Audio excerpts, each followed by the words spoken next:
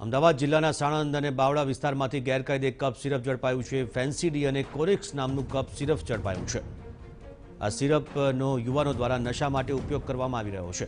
મોટા પ્રમાણમાં આ સિરપનું ગેરકાયદે વેચાણ થતું હતું અને પોલીસે આ સિરપનો જથ્થો રાખવામાં આવ્યો હતો તે ગોડાઉનમાં દરોડો પાડીને 4.5 લાખની કિંમતનો મુદ્દામાલ જપ્ત કર્યો છે।